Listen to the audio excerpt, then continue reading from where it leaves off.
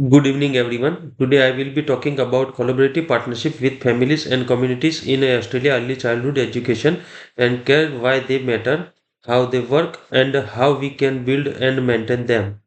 This is more than just good practice. It's embedded in our national frameworks.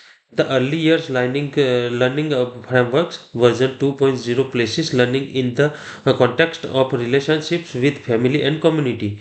And quality area 6 of the national quality standards requires service to from effective partnerships. These policies make partnership a professional and a pedagogical necessity. First, inclusion. Partnership as the engine of belonging. Inclusion becomes real when every child can participate, progress, and feel a strong sense of belonging. Families bring unique knowledge, home languages, culture practices, and care routine and aspirations that help educators design truly inclusive programs.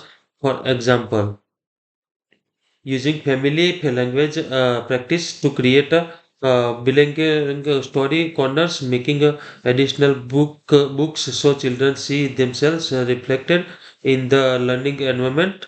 Partnership also enable reasonable adjustment for children with disabilities, such as co-design visual schedules and consistent sensory breaks, so children experience continually across home and service, reducing stress and improving engagement.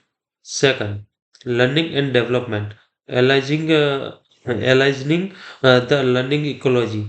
Partnerships strengthen learning through a coherence between home and service. Research shows two-way, strength-based communication improves cognitive and socio-emotional outcomes.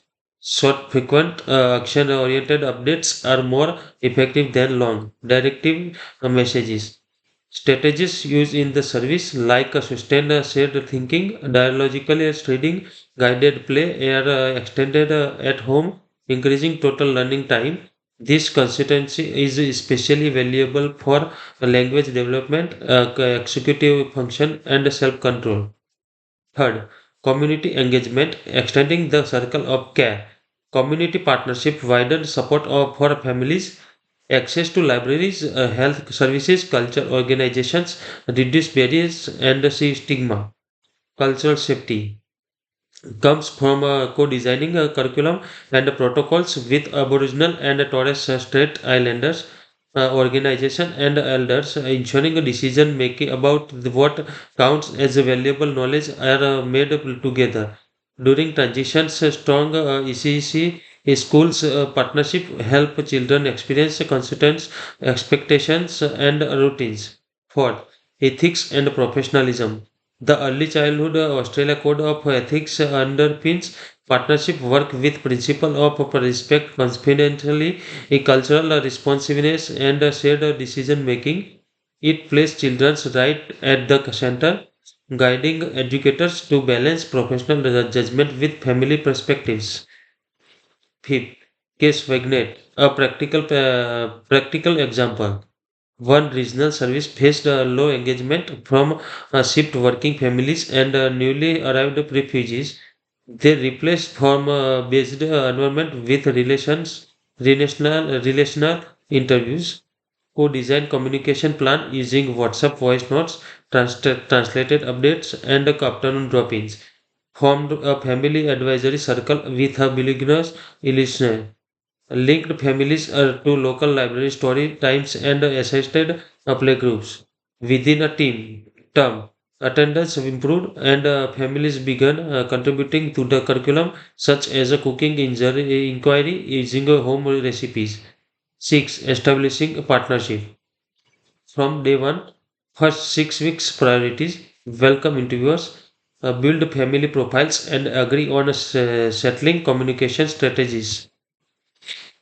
Second, two-way communication, varied channels, regular updates, and innovation for feedback. Third, shared decision making, family advisory groups and in policy reviews.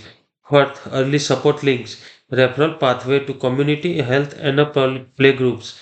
Fifth, cultural safety, you partner with local Aboriginal and Torres Strait Islander organizations. Six, transition planning, consistent routines and approaches for smooth moves. Seven, maintaining partnerships, keeping momentum. Sustained partnership need a rhythm and a reciprocity. Regular touch points like a portfolio talks, community drop-ins, and open sessions shift from consultations to creation involving families in projects. Home learning kits and micro video to extend learning beyond the service. Track engagement and share. You said we did updates to build trust. 8. Barriers and solution. Common barriers: the pressure, language gaps, mistrust, and rigid event formats, responses, flexible scheduling, hybrid meetings, and micro conferences. Accessible communication, interpreters, translations, voice notes. Trust building through consistent key educators and informal gatherings. Combine universal access with targeted outreach like home visits and community events. 9. Measuring effectiveness measures both process and impact. Process diversity of voices in decision making, frequency of two-way contact, culture, safety perceptions. Impact: improved attendance, smoother transitions, reduced fragmented referrals, and positive learning outcomes linked to EYL. Share results with families and partners to maintain trust and guide next steps. Closing. In summary, partnerships are the infrastructures of inclusion and learning. When educators treat families and communities as co-educators in line with ULF version 2.0, US6, and the ECA code, we create consistent, supportive environments that turn our ideals of equity and learning into every realities. Thank you.